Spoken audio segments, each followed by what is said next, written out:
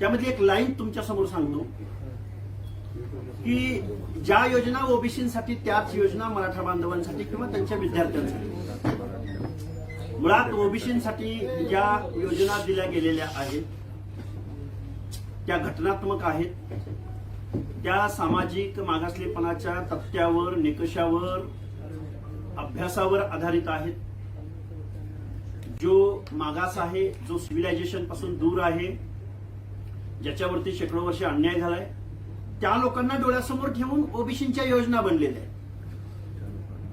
मग त्याच योजना मराठा समाजासाठी जाहीर करतंय शासन, लोकनियुक्त सरकार, त्याच्या मागचं लॉजिक आम्हाला कळालेलं नाही। म्हणजे ओबीसीचे सर्व निकष मराठा समाजानं पूर्ण केले का, किंवा ओबीसीच्या बाबतीमध्ये जो काही सामाजिक दुजाभाव किंवा सो अँड सो अनेक कारण आहेत शेकडो वर्षाच्या स्पॅन मध्ये, मग ते सगळे मराठा समाज फुलफिल करतात का, आणि ते तुम्ही मान्य केलंय का? म्हणजे काल ज्या ओबीसीच्या विद्यार्थ्यांना ज्या योजना त्याच मराठा समाजाला योजना असं म्हणणं म्हणजे शासनाची वैचारिक दिवाळखोरी आहे। काही मुद्दे मी तुमच्या समोर मांडतोय। मराठा समाजाला योजना देताना सरकार सामाजिक मागासलेपणाचा निकष बाजूला ठेवत आहे का, हा माझा पहिला प्रश्न आहे। दुसरा प्रश्न, ओबीसी, दलित आणि आदिवासींसाठी असलेल्या संस्थांना, महामंडळांना अपुरा निधी, मात्र मराठा समाजासाठी स्वतंत्र योजनांचा वर्षाव, हा कोणता सामाजिक न्याय आहे? दुसरा प्रश्न। तिसरा प्रश्न, जर शैक्षणिक मदतीचा निकष गरिबीचा असेल तर मग केरळ प्रमाणे या महाराष्ट्रामध्ये शिक्षणासंदर्भात वेगळं धोरण शासन आणू शकतं ना, पण तशा पद्धतीचं काम शासन करत नाही। ओबीसी विद्यार्थ्यांच्या शिष्यवृत्ती, वसतिगृह, महामंडळे, कौशल्य विकास योजनांना पुरेसा निधी नाही, पण नवीन योजनांना पैसा कुठून येतो? म्हणजे जे ओबीसीला दिलंय ते आम्ही मराठा समाजाच्या विद्यार्थ्यांना देत आहोत। अरे पण काय दिलंय, काय दिलंय त्याची एक श्वेतपत्रिका एकदा शासनाने जाहीर करावी। मुळात टोटल बजेट पैकी 7 ते 8 लाख करोड पैकी 0.6% बजेट या महाराष्ट्रातल्या 50%हून जास्त असणाऱ्या ओबीसीच्या सामाजिक न्याय हक्कांच्या योजनांसाठी, शिक्षणासाठी, शिष्यवृत्त्यांसाठी दिलं गेलंय। उन्ह पुरं 1% सुद्धा नाही, मग ते मराठा समाजाला द्यायचं आहे का? म्हणजे असे अनेक प्रश्न आहेत। अजून एक 2-3 प्रश्न मी तुमच्या समोर उपस्थित करेन की महाराष्ट्र शासनानं घटनेनं मागास घटकांना प्राधान्य दिलं, मग राजकीय प्रभावशाली गटांना नव्हे, म्हणजे मागासवर्गीय घटकांना त्यांच्या उत्थानासाठी, त्यांना नागरिक म्हणून पुढे येण्यासाठी मानवतेच्या दृष्टिकोनातून काही योजना, पॉझिटिव्ह डिस्क्रिमिनेशन ज्या संविधानानं स्वीकारलं, राजकीय दृष्ट्या प्रभावशाली घटकांना नाही, जो प्रभाव दाखवतो, जो मोर्चा काढतो, जो मानगुटीवर बसतो, जो निवडणुकीत प्रभाव दाखवतो, म्हणून त्यांच्या राजकीय ताकदीला घाबरून आजपर्यंत संविधानानं अशा योजना अडॉप्ट केलेल्या नाहीत। मुळात हा प्रश्न सामाजिक न्यायाच्या रचनेत मागास घटकांना वर आणण्याचा उद्देश आहे। सरकार मूलभूत तत्वांनाच हरताळ फासत आहे। मराठा समाजाला सुविधा द्यायच्याच असतील तर ओबीसी, दलित आणि आदिवासी समाजाच्या योजनांचा निधी कमी न करता स्वतंत्र आर्थिक तरतूद करावी। सरकारने सांगावे, सामाजिक न्यायाचा निकष मागासलेपणाचा आहे की मतांची संख्या। म्हणजे मी काही मुद्दे तुमच्या समोर मांडायचा प्रयत्न केलाय। मुळात कालचा जो निर्णय आहे तो असंविधानिक आहे, आणि मग महाराष्ट्र जीएसटी भरणारा, म्हणजे देशात 1 नंबरला जीएसटी महाराष्ट्र भरतो, महाराष्ट्राचा जीडीपी 1 नंबरचा आहे, महाराष्ट्र प्रगत महाराष्ट्र म्हणून महाराष्ट्राला ओळखलं जातं, महाराष्ट्र इतर राज्यांच्या तुलनेमध्ये वेगळा आहे म्हणून महाराष्ट्राकडे पाहिलं जातं। मला वाटतंय महाराष्ट्र शासनानं या सगळ्या गोष्टींचा विचार करून महाराष्ट्रामध्ये एक दर्जेदार शिक्षण देणारं, शिक्षणाबाबतचं एखादं धोरण महाराष्ट्र शासनानं जाहीर करावं।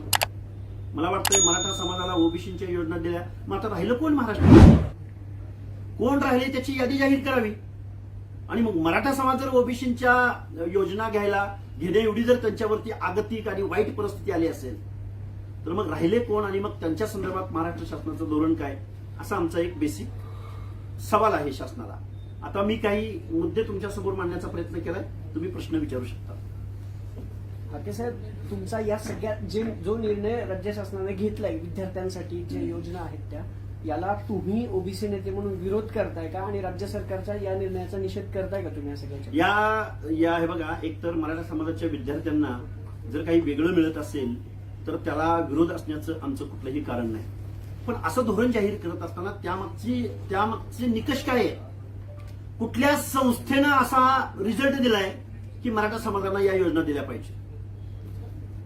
तुम्ही नीती ठरवताय, तुम्ही धोरण ठरवताय. हे धोरण ठरवत असताना ते तथ्यावर आधारित असलं पाहिजे ना. कोणती तथ्य आहेत? कुठल्या समितीनं शिफारशी केल्यात की ओबीसी प्रमाणे मराठा समाज हा प्रचंड मागासलेला आहे आणि या समाजाला प्राधान्य देण्याची आवश्यकता आहे? कुठल्या समितीनं सांगितलं? मला वाटतंय झुंडशाहीला बळी पडलेलं हे सरकार आहे. जरांगेंच्या आंदोलनासमोर लाचार झालेलं हे सरकार आहे. लाचारी स्वीकारत असताना इतर लोकांवरती मात्र प्रचंड अन्याय करून राहिलेले हे सरकार आहे. ओबीसीच्या कुठल्याही मागणीला केराची टोपली दाखवणारे हे सरकार. 19 मेला आम्ही सुद्धा ओबीसी संदर्भातली जी सब कमिटी आहे मंत्रिमंडळाची, 6 कॅबिनेट मंत्र्यांच्या उपस्थितीमध्ये आम्ही तिथं निवेदन, 11 मागण्यांचं निवेदन त्यांना दिलं. तिथला जो सचिव होता बहुजन कल्याण खात्याचा या संदर्भातला, तो सचिवच बैठकीतनं पळून गेला, निघूनच गेला तिथून. म्हणजे सचिव सुद्धा ओबीसीच्या मागण्यांची दखल घेत नाही किंवा त्या संदर्भात त्याला काही गांभीर्य वाटत नाही त्या मागण्यामध्ये. पण दुसऱ्या बाजूला मात्र कुणीतरी उपोषणाला बसतं, कुणीतरी मागणी करतं आणि शासन मात्र त्याला रेड कार्पेट घालतं. हा दुजाभाव आहे. या शासनाचा ओबीसी संदर्भात हा दुजाभाव आहे, सापत्न वागणूक आहे आणि ओबीसीच्या मनामध्ये प्रचंड चीड आहे. या शासनाच्या माध्यमातून, या निर्णयाच्या साठी जो निर्णय घेतला सरकारनं, प्रचंड चीड आहे ओबीसीच्या मनामध्ये. जरांगेने जे आंदोलन केलं त्यानंतर हा सगळा निर्णय आलेला आहे. तुम्ही सुद्धा म्हणाले होते की मग आम्ही ढेकळात आंदोलन करू. आता काही केल्या ओबीसीचं सरकार ऐकत नाही, मग दुसरं आंदोलन आक्रमक होणं गरजेचं वाटत नाही? आक्रमक होणं गरजेचं आहे. महाराष्ट्रातील ओबीसीच्या मनामध्ये प्रचंड चीड आहे, आपल्याला डावललं गेल्याची भावना आहे आणि त्याचा रोष ओबीसी कशा रूपाने दाखवून देईल ते तुम्हाला येऊ घातलेल्या काळात बघायला भेटेल. आम्ही तर बोलत आहोतच, आम्ही सभा घेत आहोत, आम्ही मोर्चे करत आहोत, आंदोलनं करत आहोत, पण शासन मात्र आम्हाला बेदखल करतोय. हा आमचा 100% समज झाला. तुम्ही मागे बोलताना सांगितलं की ओबीसीच्या राजकीय आरक्षणावरती अतिक्रमण झालंय, कशा पद्धतीने तुम्ही काही पुरावे पण दिले. आता शैक्षणिक आरक्षणासंदर्भामधला हा निर्णय झालेला आहे. हे बघा, शैक्षणिक, राजकीय, सामाजिक, आर्थिक वेगवेगळ्या महामंडळांचा निधी असो. एका बाजूला स्वर्गीय अण्णासाहेब पाटील महामंडळाला हजारो कोटी रुपयांचा निधी दिला जातो. एका बाजूला स्वर्गीय अण्णासाहेब पाटील महामंडळाच्या माध्यमातून जेसीबी, पोकलॅन गाड्यांपासून लाखो रुपयांच्या योजना निर्गमित केल्या जातात. पण दुसऱ्या बाजूला मात्र ओबीसीच्या महामंडळांना साधा अध्यक्ष भेटत नाही, साधं कार्यालय भेटत नाही, साधा शिपाई भेटत नाही. याच सरकारनं निवडणुकीला सामोरं जात असताना 18 ओबीसीच्या वेगवेगळ्या जातींच्या महामंडळांची घोषणा केली. प्रचंड चुनावी जुमला होता तो. ओबीसीचं मतदान खेचून घेण्यासाठी त्यांनी 18 महामंडळांच्या घोषणा केल्या. पण त्याला ना अध्यक्ष भेटला, ना त्याला ऑफिस भेटलं, ना त्याला एखादा अधिकारी भेटला, ना त्याला एखादा शिपाई भेटला, ना त्याला बजेट भेटलं. म्हणजे ओबीसीच्या बाबतीमध्ये जर हा न्याय असेल शासनाकडं आणि मराठा समाजाच्या बाबतीमध्ये आम्ही, हे बघा, आम्ही मराठा समाजाला काय द्यावं काय देऊ नये याच्यापेक्षा ओबीसीला काय दिलंय तुम्ही. मुळात मराठा समाजाची सुद्धा फसवणूक आहे ही खूप मोठ्या प्रमाणात. 0.6% बजेट सामाजिक न्याय हक्काच्या योजनेसाठी ओबीसींना मिळत असेल, 60% ओबीसींना, मग तेच तुम्हाला देणार आहेत का?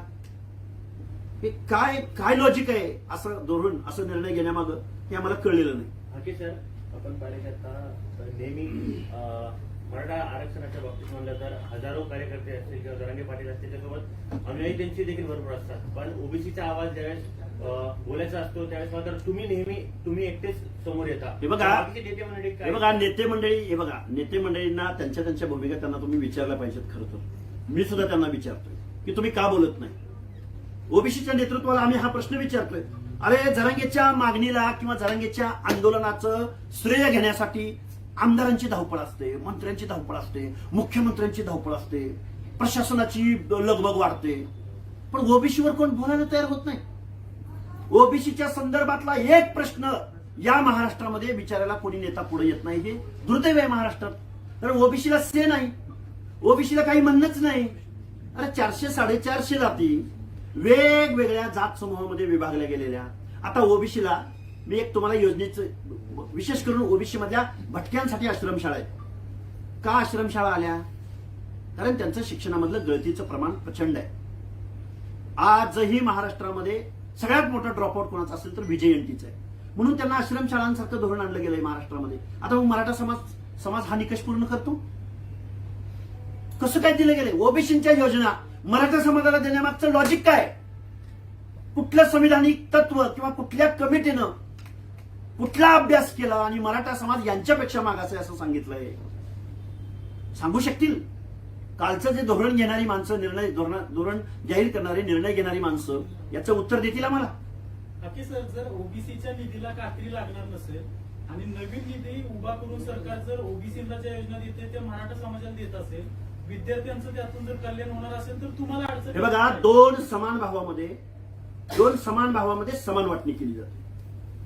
पण दोन भावामध्ये एक जर हँडिकॅप्ड असेल, फिजिकली हँडिकॅप्ड असेल तर त्याला प्रमोट करण्या. अरे ऐका ना, ऐका ना 2 मिनिटं. त्याचा प्रश्न काय आहे? समजा 100 रुपये ओबीसीला आहेत आणि तुमच्या योजना देताना 200 रुपये दिले जातील, 150 रुपये दिले जातील, जे वरचे पैसे मराठा समाज, मग तुमचा विरोध काय? अरे विषय काय दिला तर बघा, आहे ना लोक. सोपं आहे. मराठा समाजाला जे ओबीसीला ते मराठा समाजाला दिलं जाणार आहे, त्यांना जर वेगळा निधी वापरला, ओबीसीचा निधी आहे तोच ठेवला तर तुम्हाला अडचण काय? हे बघा, प्रश्न असा आहे, फक्त मराठा समाजाला काम सांगू शकता तुम्ही? एकच मराठा समाज मागासलेला आहे महाराष्ट्रामध्ये ओबीसी सोडून. इतर काय करतील मग? काय धोरण आहे तुमच्याकडे? कुठला अभ्यास आहे? कुठला सोशो इकॉनॉमिकल सर्वे आहे तुमच्याकडे की म्हणून तुम्ही ओनली वन मराठा? कुठली अशी कोणती वेळ आली मराठा समाजावर की तो डिप्रेस झालाय, त्याच्यावर सामाजिक अन्याय झालाय? का हो? मराठा समाजाचे आमदार जास्त म्हणून? मराठा समाजाच्या हातात गावच्या पोलीस पाटलापासून सरपंचापासून महाराष्ट्राच्या मुख्यमंत्री पदापर्यंत त्यांचा दबाव त्यांचा, म्हणून मराठा समाजासाठी घोषणा करता तुम्ही? पण तुम्ही एका बाजूला म्हणताय की राज्य मागासवर्गीय आयोगाचा अभ्यास तुम्हाला आहे, तुम्ही त्याचे सदस्य होता, तुम्हाला असं कधीच जाणवलं नाही की काही खेड्यापाड्यातला मराठा समाज मागासलेला आहे दादा, त्यांच्या? हे बघा, या आपल्या संविधानामध्ये 2 भाग आहेत. आरक्षण पॉलिसी ही जे सोशली डिप्रेस्ड आहे त्यांच्या बाबतीत एका समूहानं दुसऱ्या समूहावर अन्याय केला त्या लोकांसाठी आरक्षण पॉलिसी काम करते. पण मग इतर लोकांसाठी योजना, धोरणं नाहीत का? आहेत. पब्लिक वेलफेअर आहे, सोशल असिस्टन्स आहे, शासनाच्या वेगवेगळ्या योजना आहेत ना.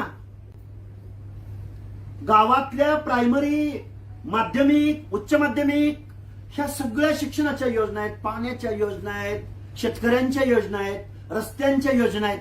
99.99% बजेट त्यावर खर्च होत आहे ना महाराष्ट्राचं. अरे ओबीसीसाठी 0.6% बजेट आहे की जे सोशली हँडिकॅप्ड आहेत. संविधानानं हे स्पेशली अडॉप्ट केलंय. त्या अजिंक्यच्या प्रश्नाचं उत्तर काय द्या. अजिंक्यचा जर प्रश्न आहे? निधी जर त्यासाठी वेगळा ठेवला असेल तर हक्केंना किंवा ओबीसी समाजाला काय प्रॉब्लेम? महाराष्ट्राची लोकसंख्या किती?